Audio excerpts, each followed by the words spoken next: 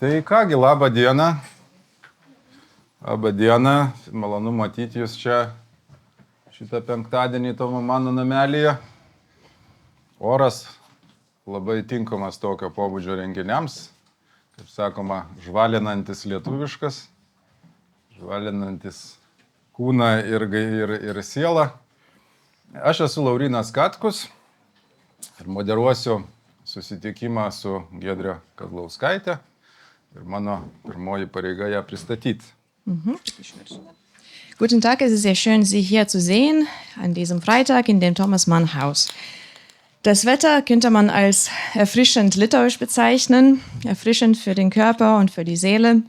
Ich bin Laurinas Katkus, der Moderator dieses Nachmittags und bei uns zu Gast ist Giedre Kazlauskaite.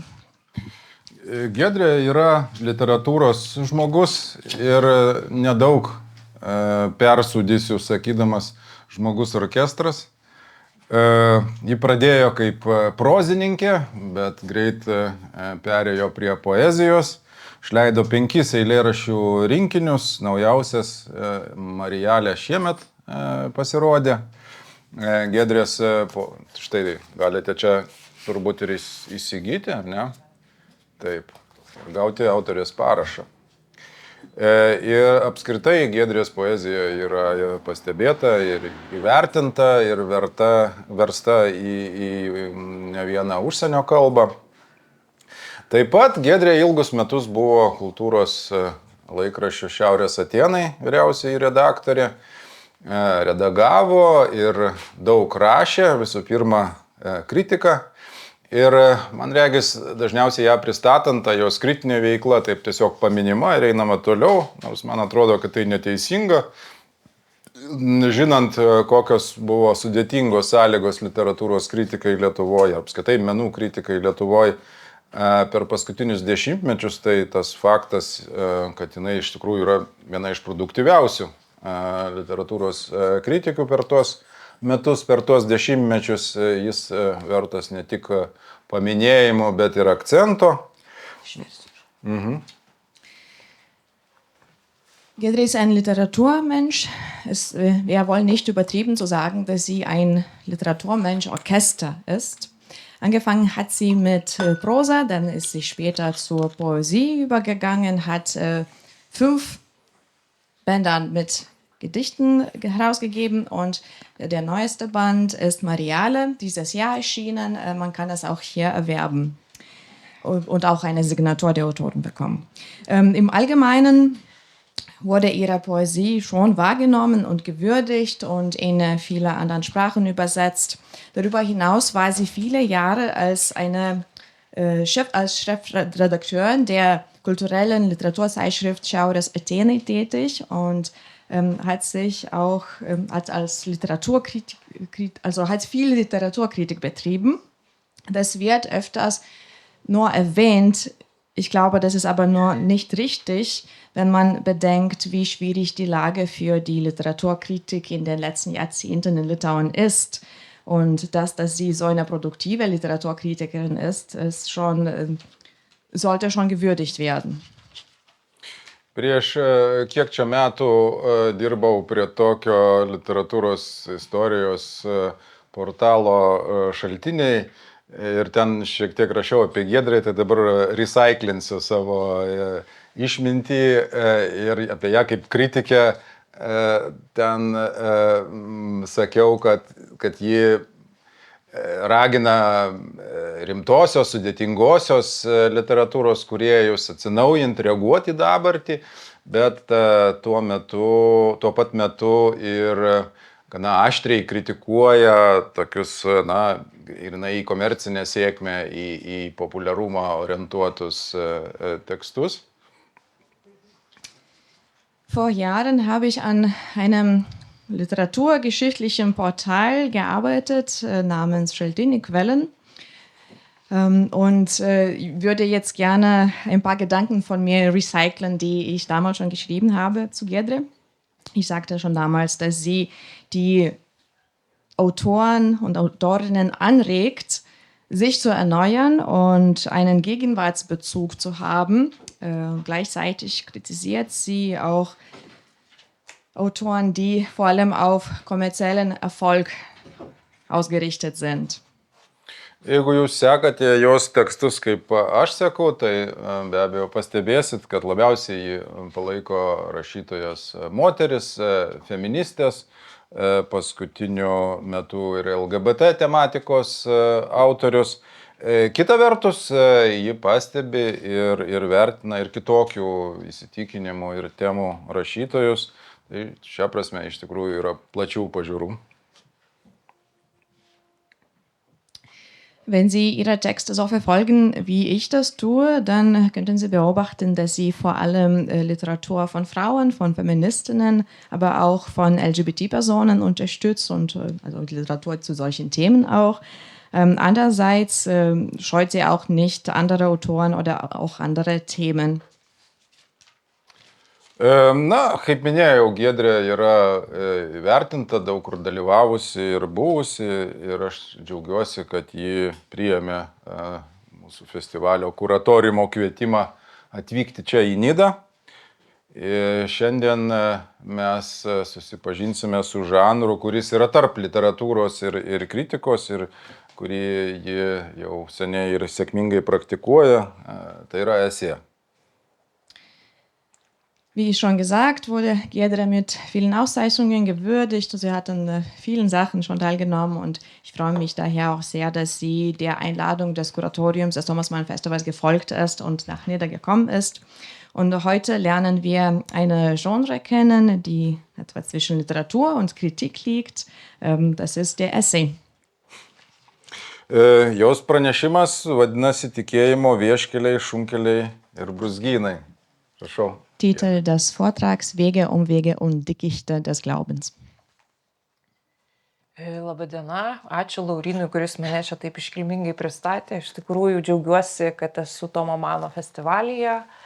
Tomas Manas yra man brangus rašytojas. Čia Laurinas taip pajuokavo, kad aš esu orkestras, tai aš labai džiaugiuosi, kad šiandien čia aš kalbėsiu ne visai apie literatūrą, o pagrosiu mušamaisiais tokiais truputį.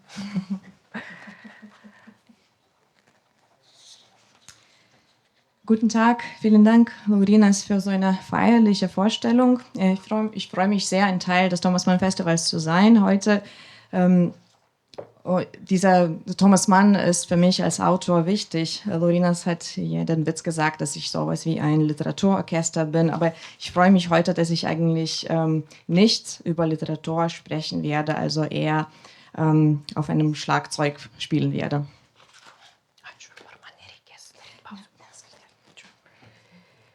Simboliška, kad apie tikėjimą kalbama Tomo Mano romanų ciklo Juozapas ir jo broliai autoriaus vardo festivalyje. Kas kitas, jeigu ne rašytojas, principingai pasipriešinęs Hitlerio režimui, galėtų byloti apie tikėjimą, juo labiau menininko tikėjimą, kuris įprastai turi savo specifiką. Nesu ateistė, tikėjimas man svarbus, nuo jaunų dienų nuoširdžiai panirau dievoišką. Vaikystėje tikėjau pasakomis, iš jų perėmiau maginę sąmonę, kurią vėliau sutvirtino tikybos pamokos. Daugelis vaikų stengiasi eiti šaligatvio plytelėmis, neužlipdami ant kraštų. Naiviai atrodo, kad jei įvykdysi griežtus, beveik neįmanomus reikalavimus, ištiks sėkmė. Paauglystėje atsargiai vertinau parodomosius bažnyčios judesius, nesitapatinau su katekizmo doktrina. Man, kaip LGBT žmogui nuo kokių 2000-ųjų, tai sukeldavo ypač daug prieštaravimų.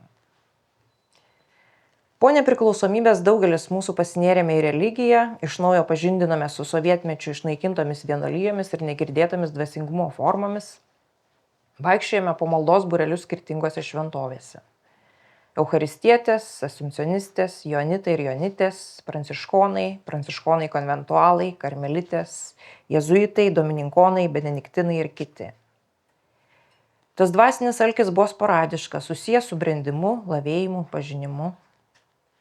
Bandžiau rašyti daktaro disertaciją ne šiaip apie bet ką. Mano tema buvo Vincas Mykolaitis Putinas, chrestomatinis rašytojas, metęs kunigystę, vedęs, savo tikėjimo kelią aprašęs klasikiniame lietuvių literatūros romane Altorių šešėlį.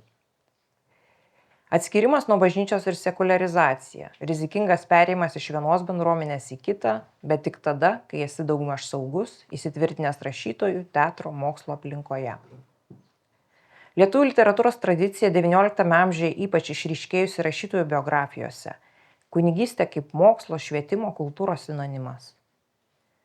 Studijų metais mane ypač patraukė kunigo Pranciškono Juliaus Sasnausko asmenybė, pamokslai, mažosios studijos laidos. Sasnausko autoritetas buvo reikšmingas kaip kunigo rašytojo, meno kolekcionieriaus, nekonvencionalaus ganytojo kultūrinė figūra. Jis buvo vienas iš tų retų dvasininkų, kurie prieš 20-metį nedarė tragedijos iš tikinčiųjų homoseksualumo, bet to parodė didelį pagavumą estetikai, menui, lituanistikai, atjautą įvairaus surėdimo žmonėms. Šiandien esu Vilniaus Bernardinų bažnyčios parapijietė, formaliai priklausau LGBT+ maldos grupiai. Visuotinėje bažnyčioje jaučiuosi ir insiderė, ir outsiderė, bet neakcentuoju tos jausenos kaip problemos. Matau, kaip sekmadienio 5 valandos mišparų lankytojai ateina dėl Juliaus. Menininkai, akademikai, prie religijos jos pritraukti nelengva dėl išugdyto hiperkritiškumo. Mes, vadinamieji posovietikai, pasižymime cinišku protu. Daugeliui mūsų kultūriškai gana tolima tokia tyraširdystė, kokia pasižymėjo šviesaus atminimo kunigas Antanas Saulaitis. Gali būti, kad Julius mus veikia iškalbingais pamokslais, inteligencija, kunigo disidento asmenybė. Man pačiai per jo pamokslus kartais atrodo, kad kalbama asmeniškai man, nors pamokslininkas ir nežino, kas mano mintyse ir kas yra atsitikę. Neakcentuojame dvasios tėvo ar dvasios vadovo schemos, bet nuosekliu, neschematišku palaikymu Julius yra formavęs mane tuo būdu. Patraukia ir paprastumas, nepasidavimas masiniams populistiniams evangelizavimo formoms. Pamokslininkas gan skeptiškai žiūri į dirbtinės programas, rekolekcijas, alfa ir panašius kursus, dvasinės savipagalbos literatūrą ir kitą. Šio pranešimo temą įrėminau banaloką kelio ar kelionės metaforą, tik tai veikiau takelį, o ne 4 juostų automagistralė. Mes visi esame kelyje, yra sakęs vienas nuodėmklausys, nepervertinantis savo tikslesnės dvasinės disciplinos. Mano kelias į tikėjimą buvo vingiuotas, vienu metu atsidūriau anoniminių alkoholikų bendruomenėje, ten praleidau nemažai metų. Savanorystė atėmė daug jėgų, laiko, sveikatos. Šiuo metu joje nieko aktyviai neveikiu, tik paredaguoju literatūrą. Jaučiuosi dėkinga tai bendruomeniai, būčiau linkusi ten nukreipti kai kurios priklausomybių kamuojamus literatus, bet ne visus. Turiu jie ir kritikos. Nors privalau laikytis konfidencialumo, kartais viešai kalbu apie organizacinę struktūrą, tik vengiu minėti konkrečius žmonės ir jų asmeninės istorijas. Regis mano tikėjimo kelyje yra įvykę kažkas panašaus, ką Michaelis Valceris knygoje Kritikų draugija cituoja iš Ignacijos Silonės Emergency Exit. Vieną gražų sekmadienį kai kurie iš mūsų liovėmės vaikščioti į mišias. Ne todėl, kad katalikų dogmas staiga mums pasirodė neteisinga, o todėl, kad tie žmonės, kurie lankėsi mišiose, mums pasidarė nuobodus ir mus ėmė traukti draugiją tų, kurie jas neina. Mūsų maištavimą lėmė bendražygių pasirinkimas. Už mūsų kaimo bažnyčios stovėjo bežemiai valstiečiai. Mūsų traukė ne jų psichologija, o jų bėdina padėtis, citatos pabaiga. Man ši citata tinka, nes ji ir apie dabartinę bažnyčią. Parapijos dažniausiai siūlo tokias gan komfortabilias maldos grupės arba tokį šiek tiek kolonialistinį alfa, beta, gamma kursų tinklą, bet nerealius tikroviškus susidūrimus su vargšais. Iš neįtin veiklios daugmaž padorių žmonių bendrijos pakliuvus į buvusių ir esamų girtuoklių, narkomanų ir nusikaltėlių ratelį atsiskleidė kur kas intensyvesnis tikėjimo grožis. Buvimas bendruomenėje be tiesioginio tikslo, blaivaus gyvenimo įgūdžių, turi labai pozityvų aspektą. Tai priartina prie vadinamųjų paprastų žmonių ir pamatai, kad viduje jie gal ir daug nepaprastesni už intelektualus. Tai naudinga menininkams, kurių ego yra jų kūrybos pagrindas. Gana nuodugniai moko nusireikšminti, nusinulinti, čia sakau kabutėse, nes tie žodžiai yra tikrai labai plačiai vartojami. O tai suteikia empatišką perspektyvą, kaip greta tavo vartojimo ir jo pasekmių jaučiasi kiti, artimieji ir tolimieji. Esu šiokia tokia rašytoja, poetė. Tikėjimą vaizduoju visose savo knygose, bet kadangi nuolat ginčijosi su tradicija, kone nevalingai išeina kažkas panašaus į šventvagystę. Kūryboje esu linkusi transformuoti teologiją į žmogui nedoktrinai palankesnė išraiška. Mano eilėraščius sunku būtų skaityti bažnyčioje, nes veikiausiai jie įžeistų pamaldžių jausmus. Kad taip yra, supratau tik viename literatūros festivalyje Švedijoje, kai reikėjo skaityti Karlskrūnos bažnyčioje. Vertimai buvo kruopščiai peržiūrėti ir organizatorių buvau paprašyta neskaityti kai kurių iš jų. Ta priėmiau su nuolankumu, nes su amžiumi ir mano santykis su doktrina keičiasi, švelnėja. Naujausioje poezijos knygoje Marijalė pasitelkiu mergelės Marijos vaizdinį, stebuklų knygos metaforą, bet tą darau apsidrausdama, viršelėje užrašau, kad tai neteologiška. Religinius motyvus savo poeziją naudoju ne todėl, kad per tai norėčiau šokiruoti, o dėl to, kad tai yra mano gyvenimas. Esu bažnyčioje daug metų, jaunystėje net dalyvavau savanoriškame pastoracijos darbe, organizavau sekmadienio vaikų tarnybą ir paauglių ruošimąsi sutvirtinimo sakramentui. Bažnyčioje sutikau dvasininkus, kurie, priešingai negu mano šeima, nepasmerkė manęs už homoseksualumą. Priešingai jų palaikymas tapo man dvasinę atramą. Bet į krikščionybę patraukė nebūtinai bendruomenė ir ne pavienės asmenybės, o gyvenimo įvykiai, lūžiai, grožinės knygos, meniniai paveldo pavidalai, kultūros ženklai. Nors ir asmenybių dalies tame nematyti neįmanoma. Martinas Buberis pabrėžia santykį. Aš tu nėra tas pats, kaip aš tai. Ir tą iš bendruomeniškumo kylančią komunitarizmo svarbą gerai supranta žydų kilmės mąstytojai. Jeigu neisime į dialogą su Trumpo, Putino ar Žemaitaičio rinkėjais, vien išdidžiai jos niekindami, liksime santykė aš tai, o ne aš tu. Poslinkis neįvyks. Gal pernelyg vulgarus palyginimas, bet subtilesnio nesugalvoju. Taip pat ir bažnyčia, kuri mato LGBT žmonės tik kaip nusidėjėlius, kurios būtina atversti, yra santykė mes tai. Kaip ir priešinga stovyklos pusė dėl visokio blogo pasaulyje kaltinanti religiją. Kažkada man užsakė parašyti tekstą apie skirtumus tarp tikėjimo ir religijos. Redakcijos lūkestis iš anksto buvo aiškus. Iš priešgyniavimo intencijos gyniau ir religiją. Išėjo nei šis, nei tas. Nebuvo tinkamas spausdinti normaliame katalikų leidinyje. Panašiai jaučiuosi ir skaitydama šį pranešimą, nes nelabai aišku, ką siekiu pateisinti. Klasikinį dvasingumą, New Age, skirtingas religingumo formas. Gal tiesiog pabandysiu išdėstyti pagrindinės problemas, su kuriomis susidūriau tikėjimo kelyje ir kurios man atrodo gan aktualios, būdingos ir kitiems. Apmąstydama savo tikėjimo ir tarnystės patirtį, prisiminiau, ką filosofas Gintautas Mažeikis yra rašęs studijoje Po pono ir tarno. Čia citata bus. Šiuolaikinės tarnystės sampratos, pavyzdžiui, plėtojamos mokymosi tarnaujant bendruomenėse, service learning, atskleidžia įvairiausių tarnystės formų perspektyvą. Tarnystė ne tik bendruomenėms, visuomeniai, valstybei, tautai, šaliai, bet ir darbdaviui, verslininkams, organizacijoms, išskyrus tarnystę simulacijoms, kuri šiandien tampa vis svarbesnė, bet ne vienintelė. Nepriklausomai nuo tarnystės formos, stiprumo ir įgalinimo atsidavimo hegemonui, bendruomeniai, tautai, tėvyniai, tai visados yra priklausoma nesavaiminga sąmonė. Silpnoji tarnystės forma įgalina simuliakrinę tarnystę, kurią propaguoja daugelis kapitalistų, nomenklatūros darbuotojų, hegemoninio biurokratinio aparato atstovų, kartu su darbininkais, kartkartėmis dalyvaujančių prieš kameras, savanoriškose akcijose, parodomosiose talkose, ekologiniuose projektuose, nevyriausybinio organizacijų ar klubų labdaros veikloje. Silpnosios ir simuliakrinės tarnystės formos ne tik pačios susipina, bet ir supainioja tarnystės kritiką, demonstruojant spektaklišką lygybę, nurodant darbuotojo laisvo laiko trukmę ir jo vartotojiško pasirinkimo mastą, o hegemoninės viešpatavimo priemonės yra perkeliamos į patį vartojimo turinį ar į sveiko proto propagavimą. Čia atsiprašau už tą ilgą griozdišką Mažeikio citatą, bet man jį visai aktuali, nes aš tą tikrovėje kartais atpažįstu, pavyzdžiui, esu kažkada nuėjusi į Vilnelės valymo talką, kurį vykdė viena partija, už kurią aš vėliau balsavau. Bet ta ekologinė turėjusi atrodyti akcija, jinai man pasirodė tokia gan neekologiška, nes, aišku, partija jinai norėjo reklamos. Bet buvo pripirkta be galo daug priemonių, tokių labai neekologiškų, tai upiai valyti, o jų buvo panaudota labai maža dalis. Ir aišku, mes ten ištraukėm daug visokių prekybos centrų, vežimėlių ir panašių objektų iš to upelio, bet nebuvo jie nei surūšiuoti, nei kažkaip tenai išskirstyti pagal visas dabar rūšiavimo schemas.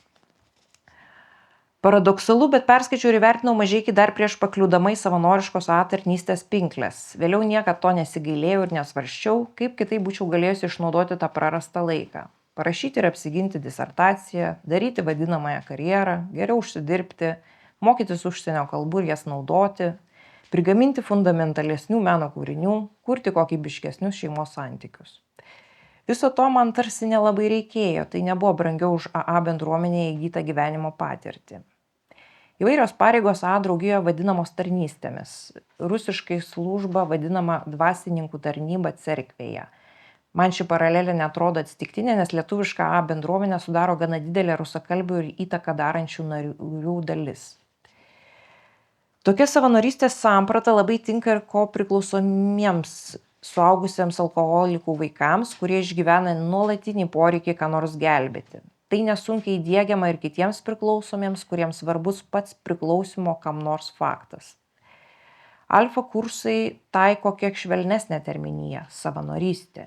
Tik jų savanoriai gali girtis ir įprastai didžiuotis tokią labdarybę, o nariams tai nerekomenduojama. Vis dėlto tai tas pats modelis, tarnavimas, įsipareigojimas, netgi aktyviai pritraukti siekianti vadybą. Tame išryškėja Mažeikio kritikuojama pono ir tarno dialektika. Iš tokių bendruomenių labai sunku išeiti, nes, dabar vėl cituoju, jeigu netarnausi, mirsi. Atveju neva užgersi. Šios frazės aktyviai cirkuliuoja. Iš Sasnausko esu išmokusi, kad labiausiai patikima yra tai, kas susiformuoja natūraliai, be kursų ir programų. Tik tą ne iš karto gauni, tenka paėjėti tam tikrą raizgaus kelio ruožą. Kadangi alkoholikai, net jeigu ir metę gerti, nėra patys nuostabiausi žmonės, daugelis turi rimtų asmenybės sutrikimų, grupėse nuolat vyksta įvairūs konfliktai, kurių metu dažniausiai sprendžiami narcisistinių asmenybių bendravimo sunkumai. Egzistuoja neblogi principai, pagal kuriuos jie sprendžiami, prioritetu laikant grupės sąmonę, vienybę, sąžiningumą. Kliovimasis dievų apvaizda svarbi bendrijos principų dalis. Vienybė suvokiama kaip pritarimas bendriems sprendimams, kurie turėtų būti aukščiau asmeninių ambicijų. Į draugiją patenka labai pažeidžiami žmonės, bandantis mesti gerti. Jiems tai ir atrodo buvimo draugijoje tikslas. Iš tikrųjų jų laukia kur kas didesnis uždavinys – išeiti iš aukos vaidmens, nepasilikti jame, išmokti gyventi be iliuzijų apie likimo kontrolę. Blaivybės pradžioje jiems tebeatrodo, kad kažkas iš senbuvių turėtų prisiimti gelbėtojo vaidmenį ir sutvarkyti jų gyvenimą. Deja, tikrovėje mesijo nėra, naujokas pats turi prisiimti atsakomybę už savo gyvenimą ir tai gali nuvilti. Taikoma vadinamoji globa arba dvasinis vadovavimas, kurio metu globėjas arba globėja su globotinė ar globotiniu dirba pagal 12 žingsnių programą. Vyrai dirba su vyrais, moterys su moterimis, neva dėl skirtingos lyčių gėrimo specifikos ir romantinių santykių vengimo, bet kyla nesusipratimų, jeigu pasitaiko LGBT žmonių. Keista, bet tokioje situacijoje kartais suveikia klastingi nedemokratiški būdai, asimetrinis galios santykis, imperatyvus globėjo tonas, nurodymai, paliepimai, atsisakymas toliau globoti, globotiniui pažeidus kurį nors taisyklių punktą. Globėjas turi teisę moralizuoti, kaltinti puikybę arba savivalę ir kartais gali pasirodyti, kad buvusiam alkoholikui gan malonu atsidurti tokioje mokytojo pozicijoje. Savivalė vadinamas globėjo nurodymų nepaisimas. Praktikuojamas klaupimasis ant kelių, ugdant nuolankumą. Ypač keistai tai atrodo, jeigu ją užsuka žydų tautybės žmogus. Kai kurie globėjai savo metodais iš tikrųjų primena, čia aš ironiškai sakau, primena KGBistus. Kvepia piktnaudžiavimu. Neveltui nemažai draugijoje esančių žmonių yra gyrę gydytojo Aleksandro Alekseičiko Kirinovo gydymą ligoninėje, esą jis padėjo suprasti, kaip svarbu paklusti autokratiniam, gal net iš paties Dievo tėvo kylančiam nušvitusio globėjo ar gydytojo smurtui. Pažinojau moterį, kuriai dėja toks metodas nepadėjo. Vėliau praėjus kiek laiko jie atėmė savo gyvybę. Visgi negalėčiau savižudybės fakto sieti vien su autokratiniu gydymo metodu. Veikia ir kiti socialiniai faktoriai, pavyzdžiui, vaikų atėmimas. Moraliniuose sprendimuose AA moko intuityvizmo, bet neatsitiktinai kartais yra kaltinami panašumu į sektą. Viename iš 12 žingsnių etapų globotiniui it sovietinėje armijoje sakoma: tu esi šliužas. Deramai indoktrinuoti globotiniai vėliau ir patys taip save vadina. Skaitydamas Svetlanos Aleksiejevič knygą Laikas iš antrų rankų, tą pačią frazę aptikau sovietinio karininko lūpose. Tai būdavo sakoma vadinamiesiems duchams.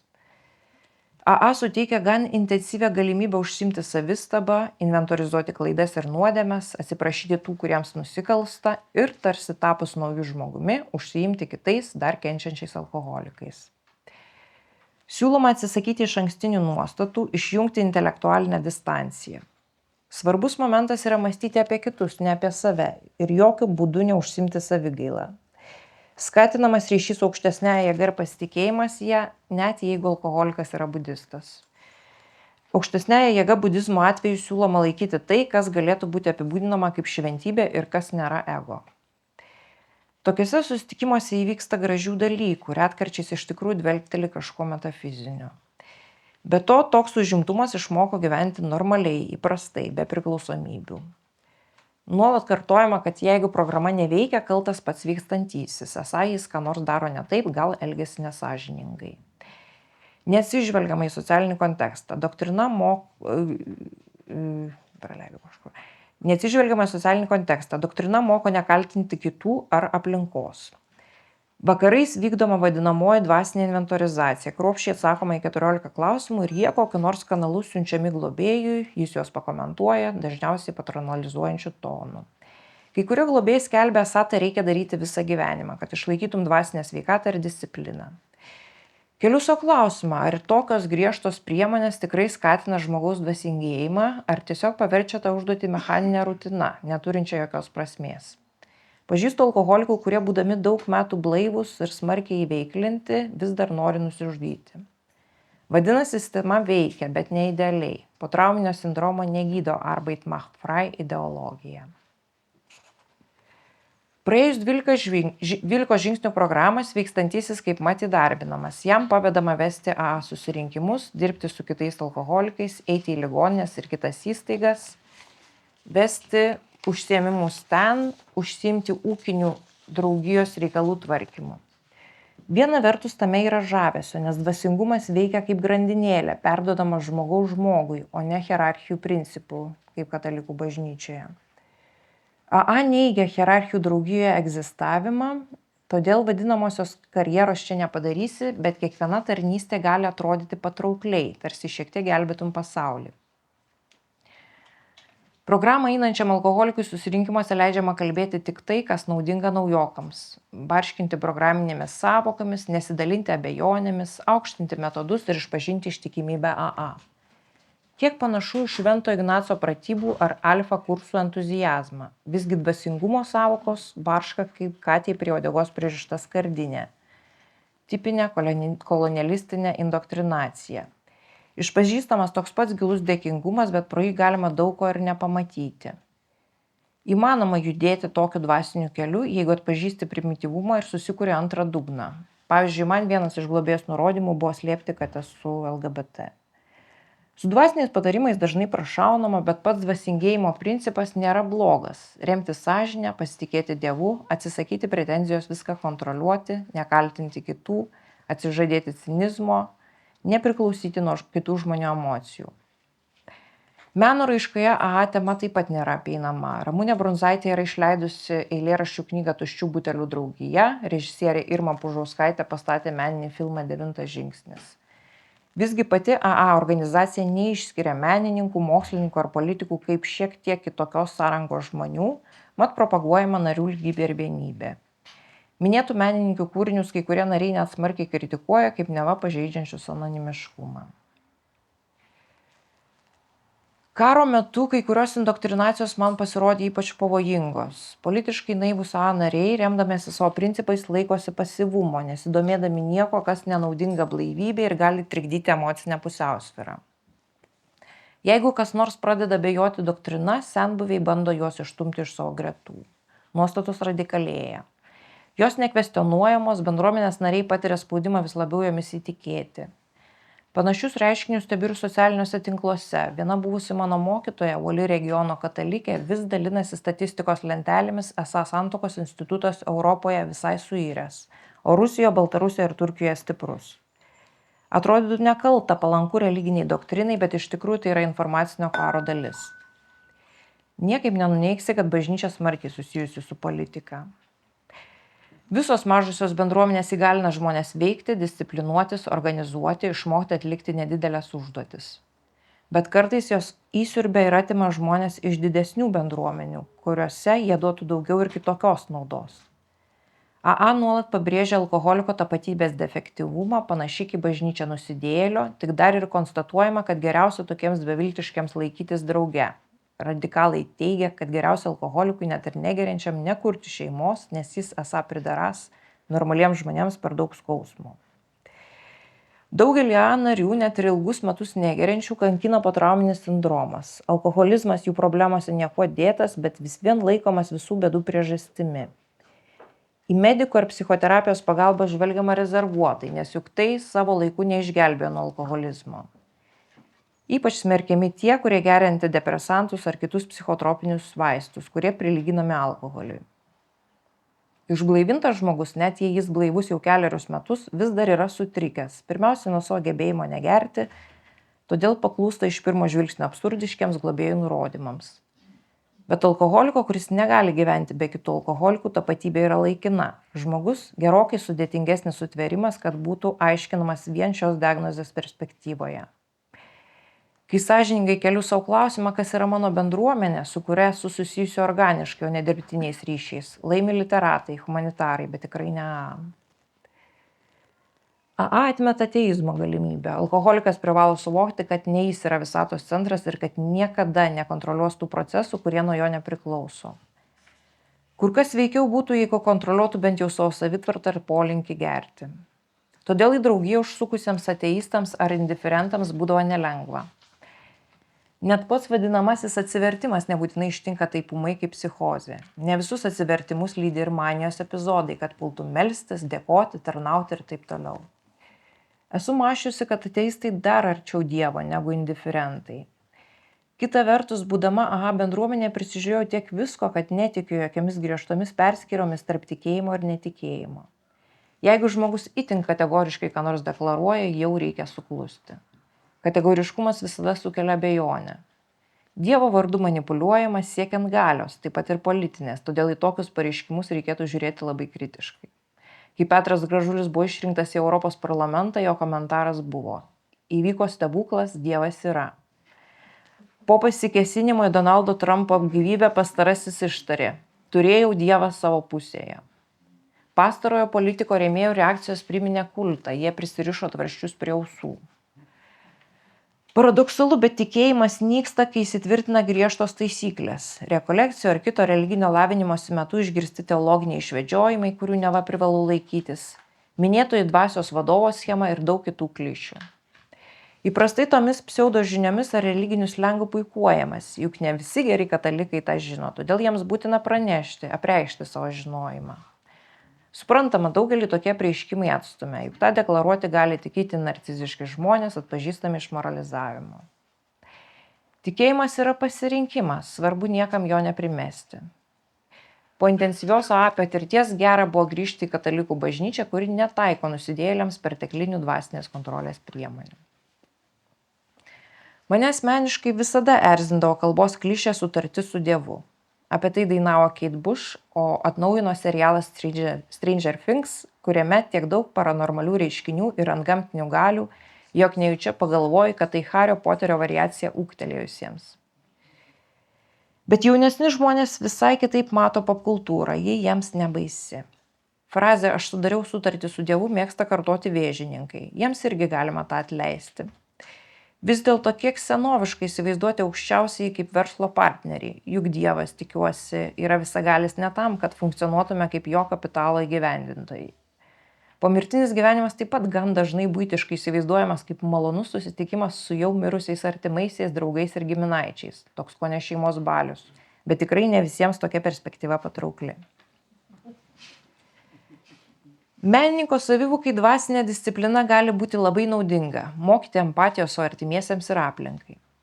Menininkas savo dvasinėje kelionėje dažniausiai juda kreivėmis, apgraibomis, jaunystėje jį kankina nepritapimas, vėliau jau nebe. Bet kuri religija ar ir New Age judėjimas, tam priskirčiau ir aha, remiasi doktrina, kurios beveik joks menininkas negali priimti besąlygiškai, nekvestionuodamas, nemaištaudamas.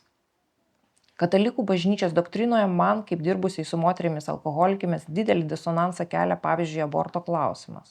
Taip pat ir kai kurie kiti katekizmo teiginiai. Vis dėlto laikui bėgant aš vis labiau priimu aštresnius aspektus, susigyvenu su enciklikomis ir bendruomenės sąmonė. Faktas, kad tikėjimas be veiksmo nieko vertas. Bet tai nereiškia, kad menininkai turėtų pritapti maldos rateliuose, rožinio grupėse ar liturgijos organizavime. Bendruomenė turi daugiau buveinių, pavyzdžiui, viena iš jų laikau ištikimybę mažai studijai. Neseniai kino teatruose rodytame režisieriaus Vytauto Buidoko dokumentinėme filme Murmančios širdys buvo atvertas žvilgsnis į priklausomų žmonių bendruomenę ir kliovimąsi doktrina, bendravimas specifiniu slengu. Kino kritikė Živilė Pipinytė to viešai pasibjaurėjo recenzijoje. Visgi man atrodo, kad ir už to slengo gali slypėti paprastas ir veiksnus dvasingumas, nors ir tinkantis ne kiekvienam. Kažkas panašaus yra įvykę ir su Giedrės Beinoriūtės filmų Sakrum ir Profanum Pievėnuose. Antisemitizmą jame yra linkę išryškinti nereligingi menininkai, pavyzdžiui, Paulina Eglė Pukytė, kuriems praktikuojanti ar mažos regiono bendruomenės po teisybei visai nerūpi. Jie visai neketina atsisakyti išankstinių nuostatų, bent jau filmo žiūrėjimo metu, todėl dialogas pasmerktas neįvykti. Priešingoje stovykloje tokie patys reiškiniai. Esu redagavusi amerikiečių jėzuito Jameso Martino knygą Statant tiltą. Kaip katalikų bažnyčia ir LGBT bendruomenė galėtų užmegzti pagarbą, užuojautą ir taktu pagristus santykius. Iš anglų kalbos vertė Andrius Navickas, išleista 21 metais. Gerai prisimenu, ką autorius siūlo. Parodyti bent minimalią pagarbą vieni kitiems, atidžiai klausytis, tada kalbėtis. Simboliška šiame festivalyje kalbėti apie tai, nes rašytojas Tomas Manas visą gyvenimą kankinosi dėl savo biseksualumo. Net 3 jo vaikai, Erika, Klausas ir Gola, buvo homoseksualūs, nors ir nevienodai tą priėmė. Klausas kentėjo nuo priklausomybės ir atėmė savo gyvybę. Bernardinų parapijoje veikianti LGBT plus maldos grupė nėra itin aktyvi, bet galiu paliudyti, kad ten susibūrusieji netrykšta emocinė sveikata ir tą iš dalies galėčiau paaiškinti tuo, ką jie yra patyrę šeimose ir visuomenėje. Šiandien meldžiuosi panašiai kaip kažkada studijų metais, kol dar neprašydavau tokių niekų kaip geri egzaminų rezultatai ir finansiniai ištekliai. Stengiuosi melstis už kitus ir apie kitus, bet tai buvo ne visada. Priklausomybių įtrauktyje maldos tampa maksimaliai egoistiškos, prašai išgelbėti, ištraukti iš to liūno, nors pati nejudini nė piršto. Vieškeliai, šunkeliai, brūzgynai. Tokius ėjimo būdus išvardino, nors nesu tikra, kad egzistuoja iš tiesų paprasti žmonės, kurių kelionės tame tarpe ir tikėjimo apsiriboja vieškeliais. Kai kuriais gyvenimo etapais gal ir įsitvyroja rutina, pasitenkinama taisyklių laikymusi, liturgija, doktrinos nekvestionavimu. Bet laikas nestovi, viskas kinta ir suabejoji tam tikrais punktais. Paprastas pavyzdys. Popiežiaus Pranciškaus enciklika Fratelli Tutti prieštarauja mūsų valstybės politikai. Pabėgėliai prie sienos apdrėžiami. Bet nesu mačiusi jokių viešų ar neoficialių vyskupų ar kunigų diskusijų tą temą. Apskritai tikėjimas, ypač būdingas menininkams, man atrodo nuolatinis netikrumas. Kliovimasis tuo, kam nėra jokių empirinių įrodymų, išskyrus dvasinę atramą. Ir be abejo geranoriškumas, siekis klausytis ir susikalbėti, kurį pabrėžia ir popiežius Leonas XIV.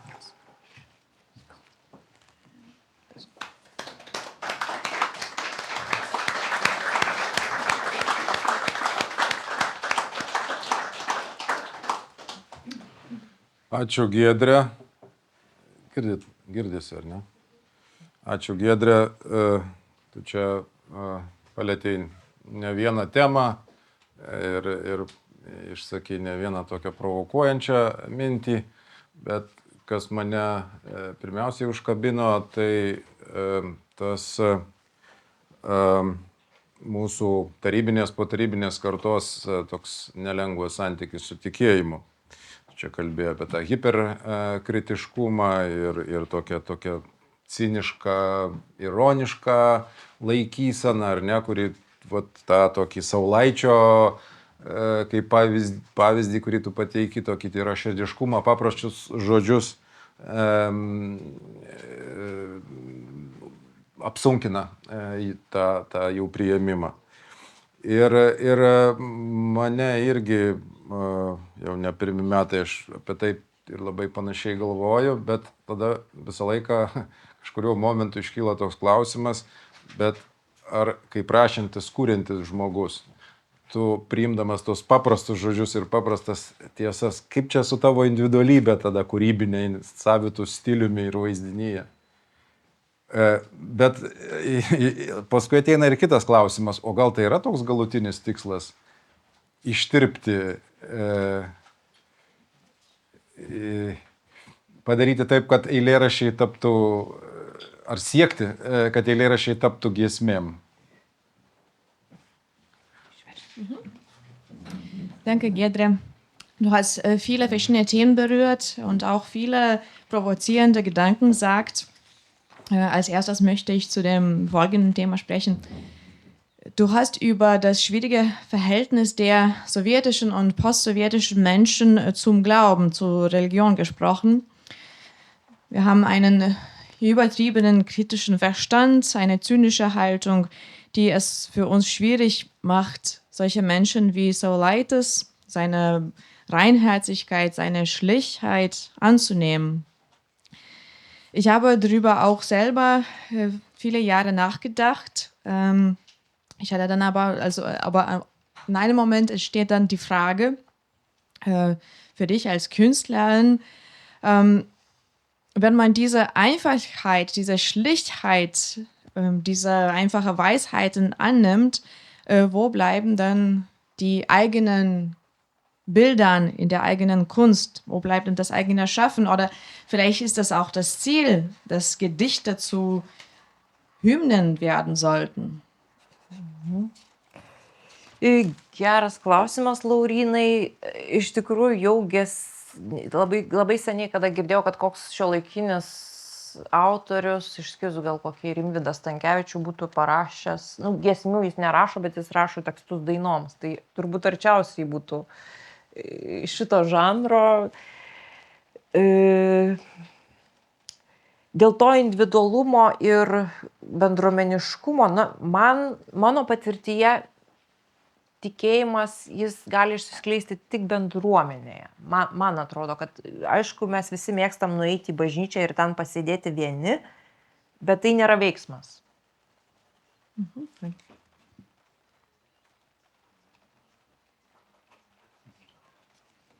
Eine gute Frage.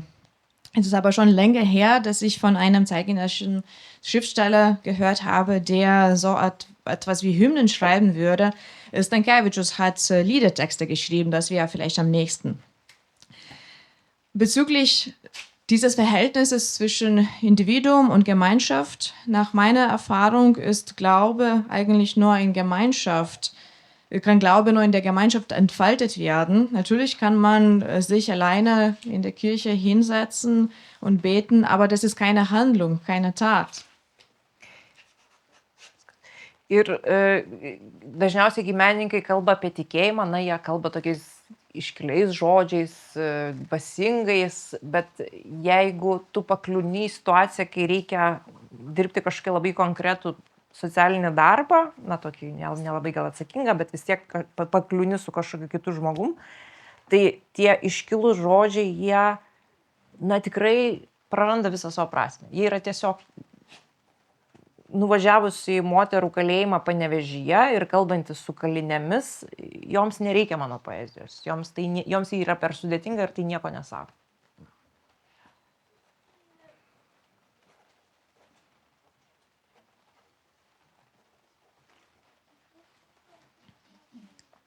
Wenn Künstlerinnen und Künstler über Glauben sprechen, dann sprechen sie öfters in feierlichen Wörtern mit einem gewissen Pathos. Aber wenn man dann wenn man soziale Arbeit betreibt, zum Beispiel in einer Situation ist, wo man mit einem anderen Menschen arbeiten sollte, dann verlieren all diese feierlichen Worte ihren Sinn. Zum Beispiel, wenn ich in die Haftanstalt von Frauen in Panevėžys gehe und mit den Insassinnen dort spreche, da brauchen sie meine Poesie gar nicht. Sie ist zu kompliziert. Ir tą cinizmą labai gerai, tas toks mūsų literatų posovietinis cinizmas, tos hierarchijos, kurios vis dėlto literatūroje egzistuoja, kaip įvertinimai, kaip kažkoks pripažinimas, tame irgi yra labai daug tokio individualumo, individualių laikysenų, kurias mes visi priėmėm automatiškai. Genijus gali ten gerti, gali gyventi bohemiškai, jis gali mirti. Mes visą tai jam leidžiam, nes jis yra genijus. Bet taip grinai žmogiškai žiūrint, tai yra nežmoniška.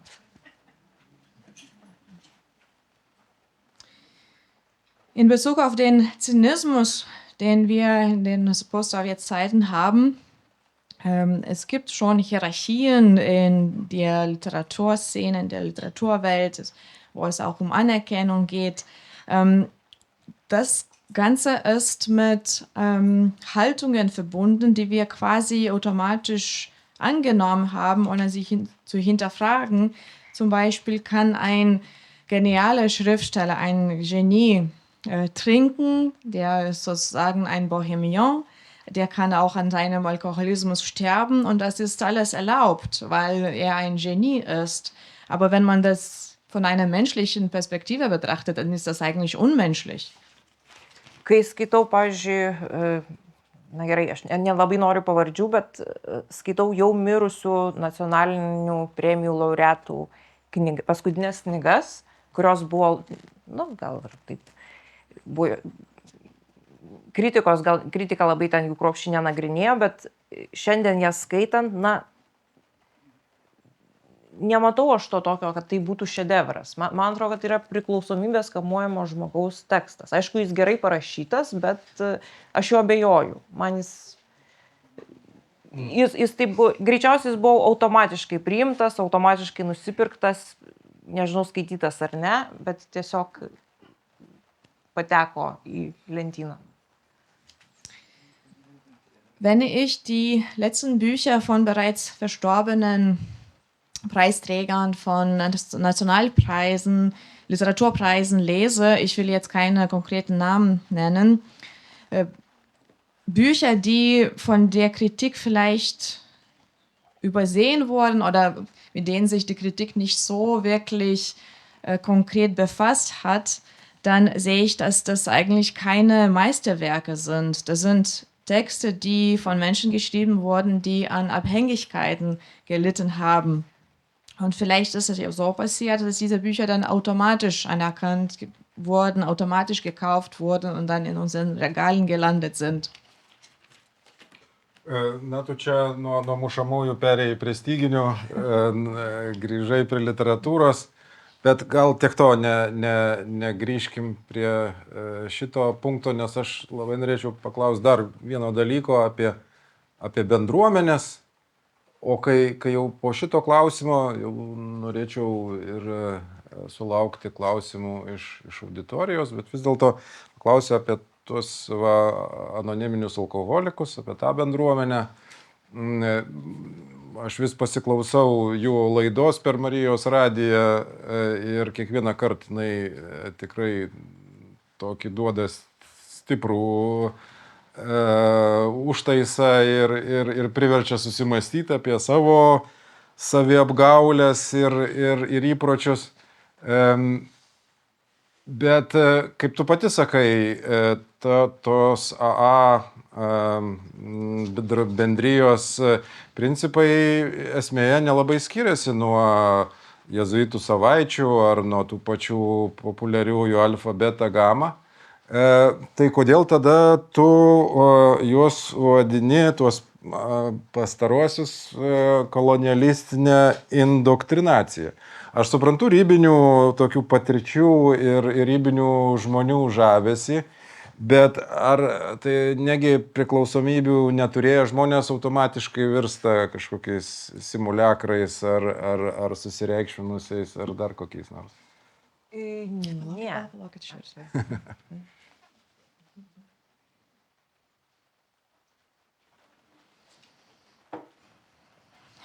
Du bist jetzt vom Schlagzeug zu Streichern übergegangen, also zur Literatur.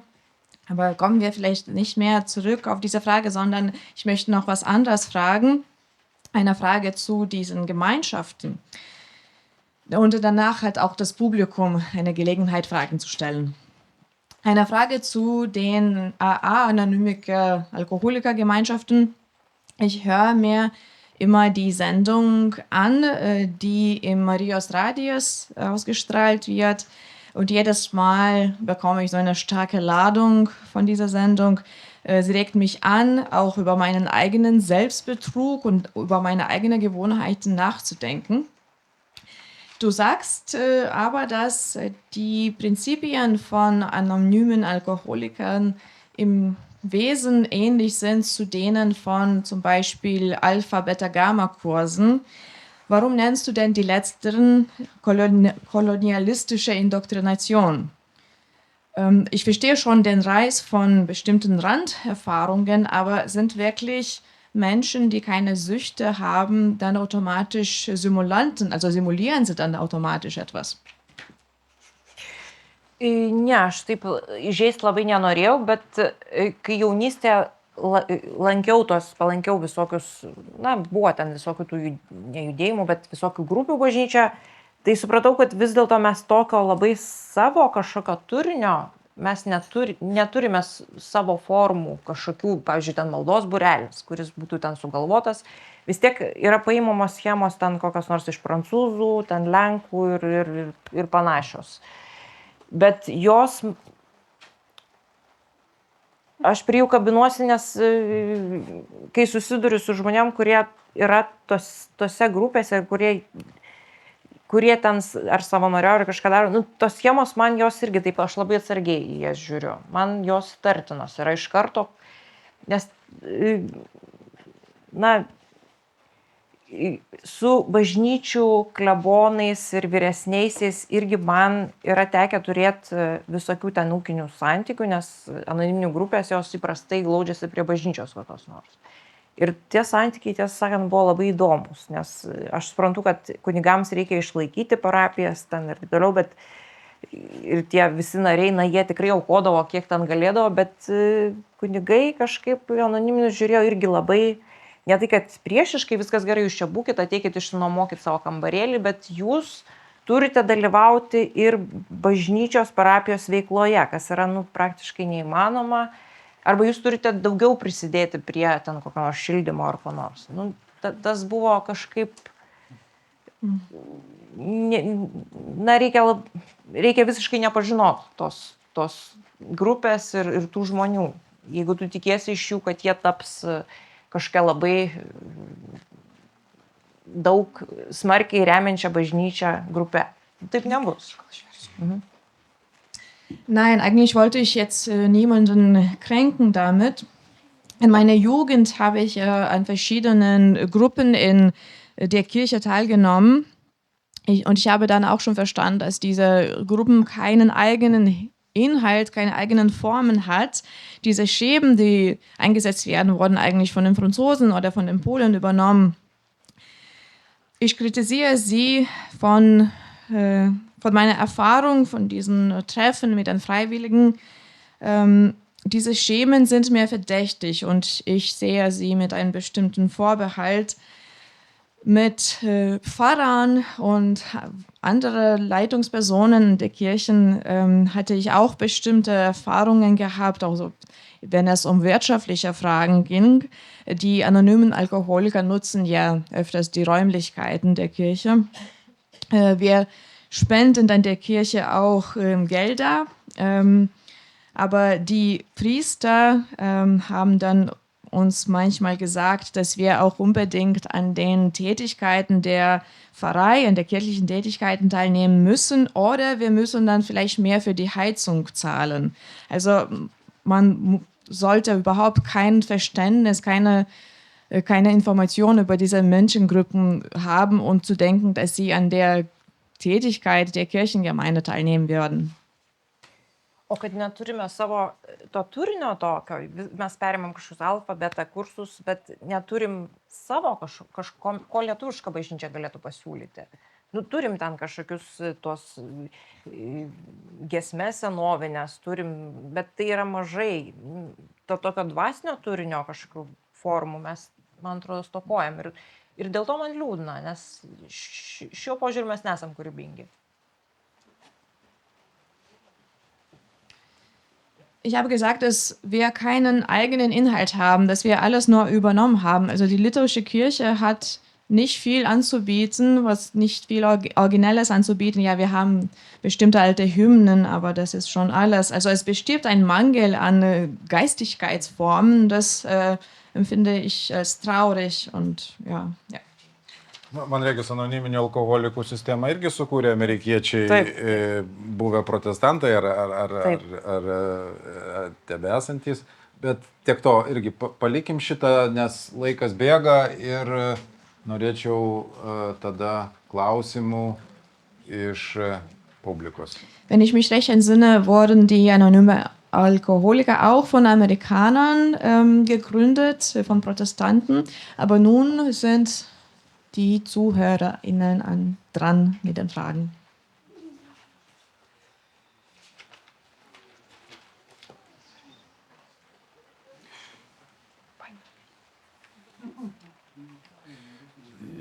Jeigu laukiam klausimų iš publikos, yra klausimas, puiku. Labą dieną. Išlindau ten už kampo.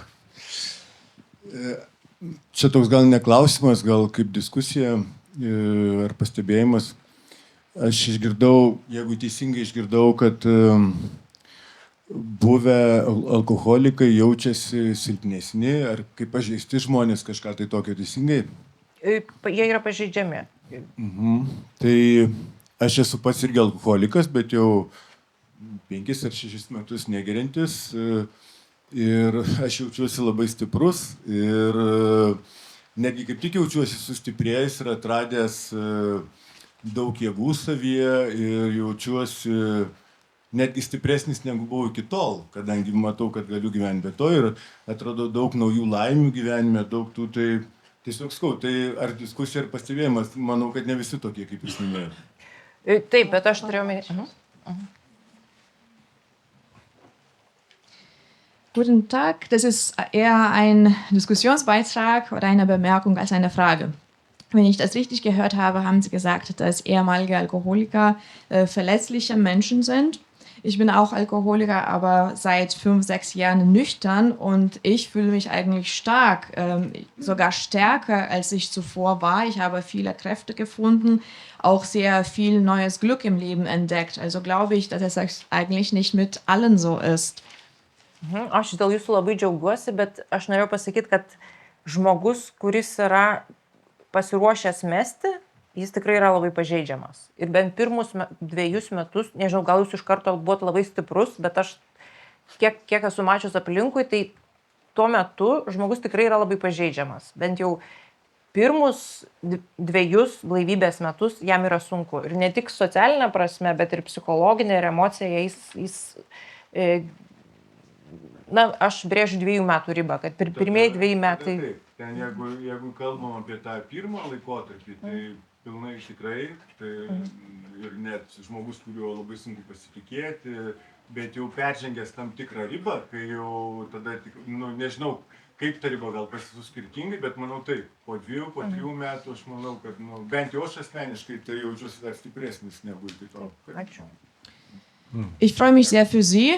Was ich aber sagen wollte, ist, dass die Menschen, die eher am Anfang dieses Pfades sind, dass sie, die gerade aufgehört haben mit dem Trinken, sie sind die verletzlichen Menschen. Sie waren vielleicht in dieser Phase stark, aber was ich gesehen habe, war, dass in den ersten 2 Jahren sind die Menschen sehr verletzlich. Sie haben das sehr schwer aus der sozialen, psychologischen oder emotionalen Perspektive. Und dann die Antwort dazu, Dann ja, die erste Phase war wirklich schwer. Der Mensch ist dann auch nicht wirklich vertrauenswürdig, aber wenn man eine gewisse Grenze erreicht hat, wird man stärker.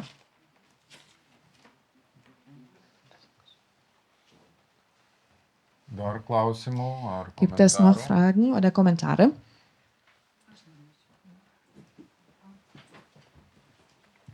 Labadiena. Nežinau, ar teisingai jūs supratau, liktai jūs ten pranešime sakėt, kad tie ateistai, liktai jums nėra tokie įtartini kaip tie ar bažnyčioj, va tas tikėjimas, kaip jūs sakote, tikėjimas yra pasirinkimas, svarbu niekam to neprimesti. Tai dabar tas, jeigu mes susiesim, kad tie tikinti žmonės būtinai yra kažkokios tai bažnyčios nariai, nes jūsų požiūrių be bendruomenės to tikėjimo mes, kaip čia pasakyti, mes negalim gal išlikti taip, ar tokie praktikuojantis, ar kaip jūs čia sakot, palaukit, aš nenoriu iškreipti, kad tik bendruomeniai tas tikėjimas gali išsiskleisti, atsiskleisti, sustiprėti galbūt. Tai kaip jums atrodo, vis tiek man atrodo, mes gal nuo tų praktikų, čia labai daug šiandien buvo jūsų pranešime kalbama daug apie tą praktiką, apie tas institucijas, įvairaus plauko institucijas, bet mano požiūriu, tai tikėjimas yra ne institucinis kažkoks tai, kaip čia pasakyti, aš nemoku, aš ne filosofė, tai yra toks pasirinkimas, aš irgi save laikau krikščionė. Ir tie keliai, ir tie vėgė, ir vėgė, tie keliai, ir klystkeliai, man atrodo, jais visais mes vaikščiojom. Ir aš irgi esu to sunkaus laiko vaikas, kai augau ir brendau sovietmečiu. Bet sakykit man, aš norėčiau, kad mes pakiltumėm nuo to institucinių dalykų į viršų. Aš norėčiau jūsų paklausti, ar jūs šiandien įsivaizduojat, kaip čia dabar reikėtų tam sunkiam laike, išnirusiam laike, išgyventi, neturint to tikėjimo, kurį aš su institucija nesieju šiuo atveju. Aš kalbu apie tą tikėjimą išnirusiam laike. Kaip man atrodo, ar mes galim šiandien neišprotėti? Neišsikraustyti iš proto kiekvienas. Ar jūs aiškiai aš suformulavau? Aiškiai, man tai aiškiai. Prašau labai. Guten Tag, ich bin nicht sicher, ob ich Sie richtig verstanden habe. Ich glaube, Sie haben gesagt, dass Atheisten für Sie weniger verdächtig sind als die Gleichgültigen. Und dass Glaube eine Wahl ist, die keinen anderen Menschen aufgezwungen werden sollte. Sie sagten auch, dass also Gläubige sind ja Mitglieder von bestimmten Kirchengemeinden und sie meinten, dass der Glaube sich nur in einer Gemeinschaft entfalten sollte. Also haben sie eigentlich viel über Praktiken gesprochen, über Institutionen. Meiner Meinung nach ist Glaube aber keine Institutionssache. Das ist was Persönliches, das ist eine Wahl. Ich bin selber eine Christin. Wir sind alle diese Wege und Umwege dicht durchgegangen. Ich bin auch ein Kind dieser schweren sowjetischen Zeit. Ich möchte jetzt aber etwas über diese Institutionen hinaus sprechen. Wie kann man diese Zeit, die jetzige Zeit überleben, die aus den Fugen geraten ist, wenn man keinen Glauben hat? Also ist es möglich, nicht verrückt zu werden in diesen Zeiten? Labai ačiū Jums už klausimą. Iš tikrųjų, Jūs pati šiek tiek ir atsakėt, man truputį ir padeda tos institucijos neišprotėti, nes tai yra kažkokia vieta, laikas, žmonės, praktiniai dalykai, tu nueini, randi, gali pasikalbėti, gali įsipareigoji kažkam, nes jeigu aš likčiau viena tik su savo tikėjimu, neliktų man sekmadienio mišių, neliktų kažkokių įsipareigojimų ten padaryti kažką, aš labai abejoju, ar mano tas išprotėjimas nepriartėtų labai labai greitai į mane. Man atrodo, kad tada griūtų ritualai, griūtų tos rutinos kasdieninės ir pasidarytų labai sunku iš tikrųjų. Bet padeda kaip tik tie maži praktiniai veiksmai, kad tu eini į mišias, tu aukoji, tu skiri savo laiką, tu išklausai, tu susitinki grupėje, na, mano atveju su LGBT, kažką ten darai, kalbiesi, turi santykių su kitu žmogumi ir mane tai stiprina. O dar, sakykite, aš garsiai kalbu, nereikia mikrofono. Bet jūs niekad nekalbat, kad tikėjimas... Jūsų tekste buvo, kad Danke für diese Frage. Sie haben die Frage eigentlich schon fast selber beantwortet. Das sind die Institutionen, die mir helfen, nicht verrückt zu werden. Das ist die Gemeinschaft, bestimmte praktischen Sachen, bestimmte Verpflichtungen. Man trifft auch Menschen zu, man führt Gespräche mit ihnen. Wenn ich alleine mit meinem Glauben wäre, ohne zum Beispiel die Sonntagsmesse, ich weiß nicht dann, ob das Verrückte, also ob ich dann nicht irgendwie zu verrückt wäre, ob das Verrücktsein nicht zu nah zu mir treten würde.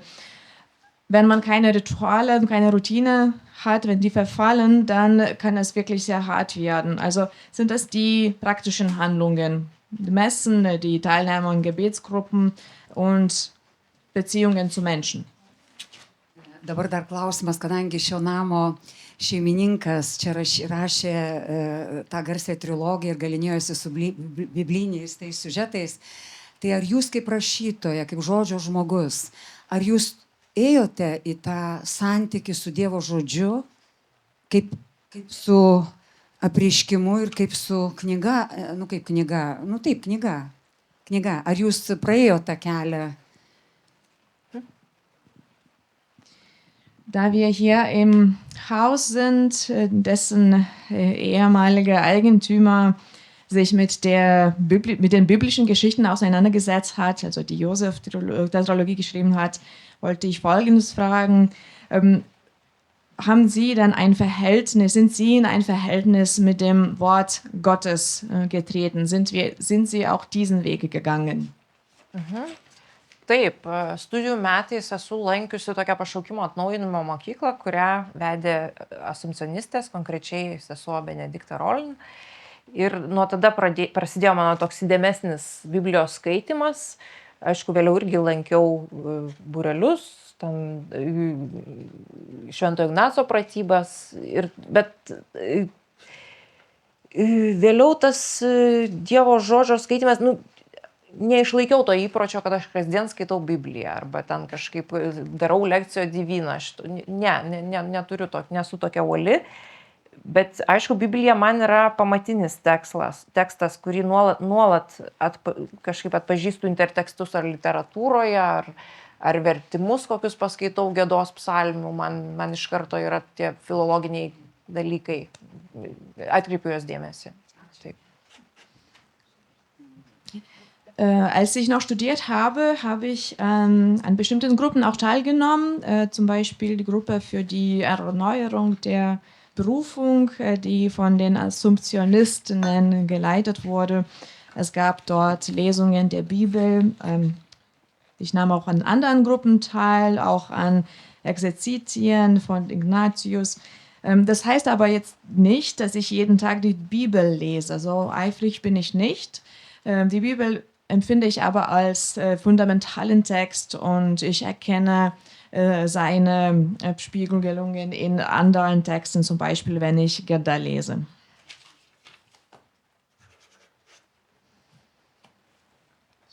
Dar klausimų? Gibt es noch Fragen? Aš turiu dar vieną klausimą iš tavo teksto jau pačios pabaigos. Tu sakai, kad štai Lietuvos bažnyčioje nėra diskusijų, pavyzdžiui, pabėgėlių klausimo, nesigirdėjusi kunigų ar vyskupų kalbant apie tai. Bet kodėl kunigai turi apie tai diskutuoti, kad tai būtų bažnyčios tema? Aš manau, mes du pasauliečiai galėtumėm apie tai padiskutuoti, nes aš turiu visai kitą nuomonę apie šitą Putino ir Lukašenkos aferą ir pats kaip savanoris prisidėjau prie užkardimo pabėgėlių. Galim ir nediskutuoti, nes tas užtruks ganėtinai ilgai, bet suprast tą kaip platesnį klausimą apie pasauliečių ir kunigų vaidmenį bažnyčiai.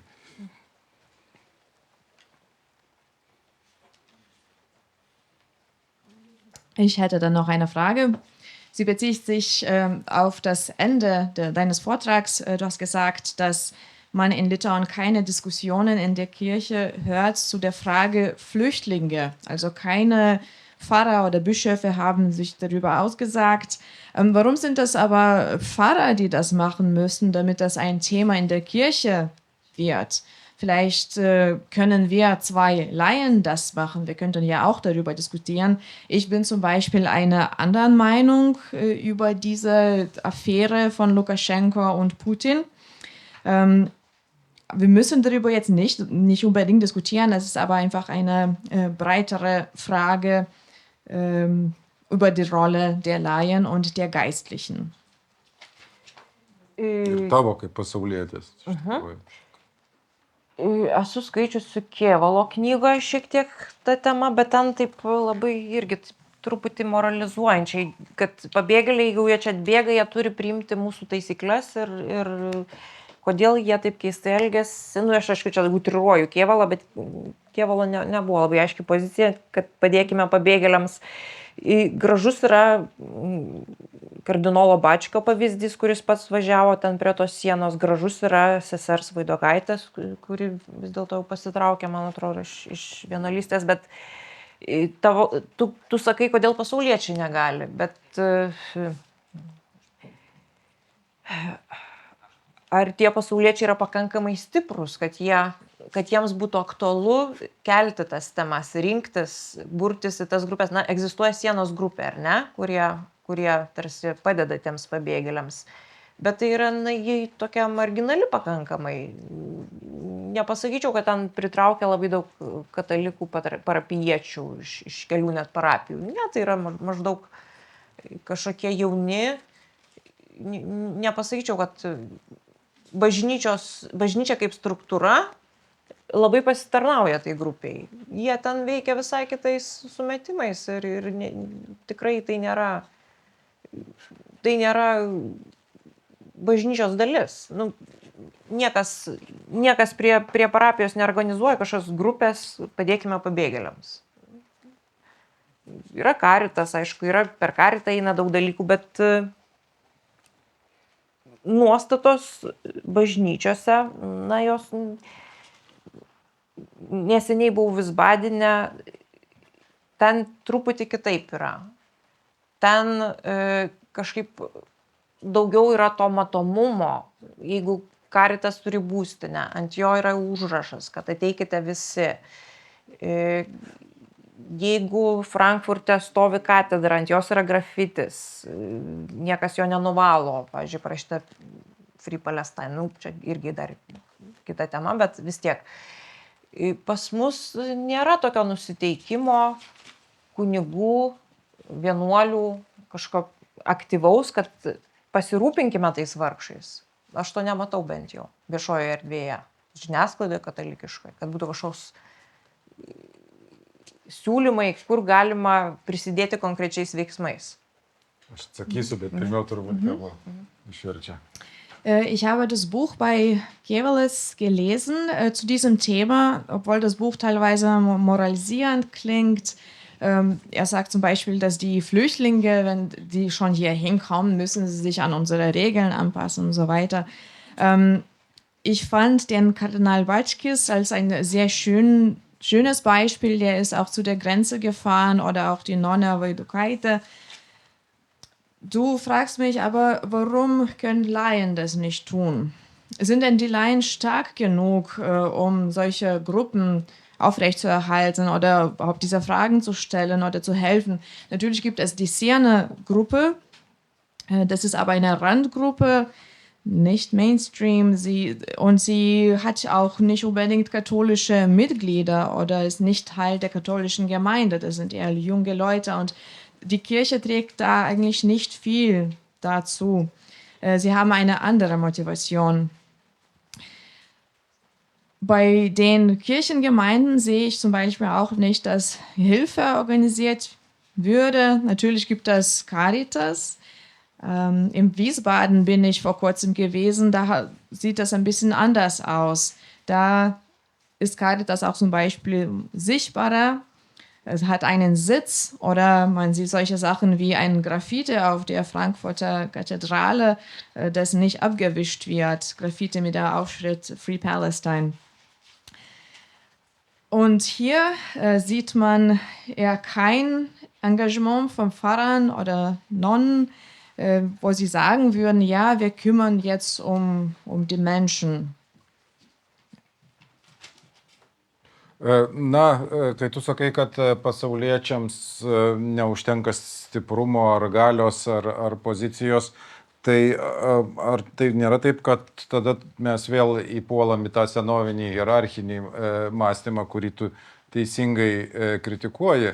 Man atrodo, kad ko iš tikrųjų reikėtų pirmiausia, tai net ne angažavimuose, bet tokios atviros diskusijos apie tai ir bažnyčioje, ir už jos ribų, nes mano įsitikinimu daug Lietuvos tikinčių ir netikinčių žmonių tiesiog paprasčiausiai mato visai kitą šitos pabėgėlių krizės pusę, mato tai kaip politinę destabilizavimo akciją suorganizuotų Lukašenkos ir Putino, į kurį per savo ar buvo suvilioti, ar dėl savo kvailumo įkliuvo vargšai žmonės.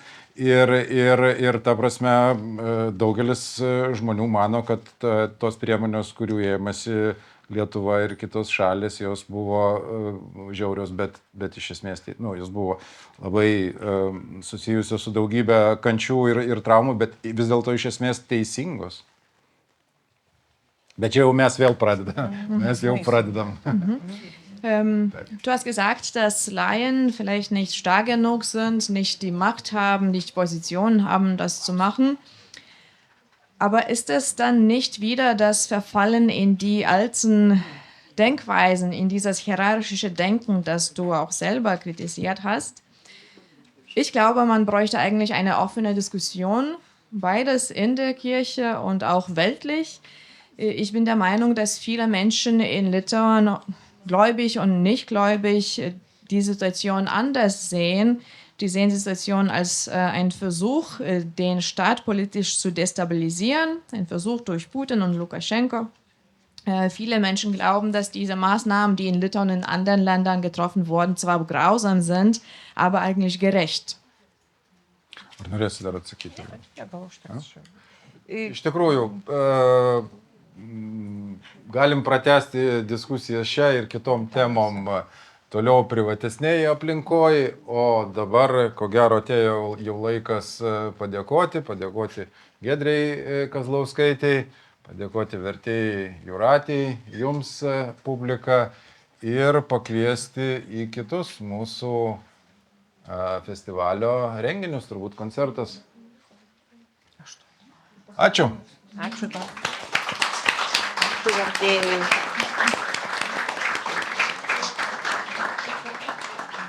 Wir können zu all den Themen noch vielleicht in persönlichen Gesprächen sprechen.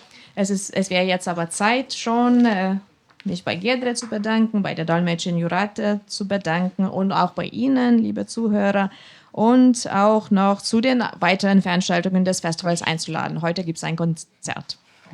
Iš kur gal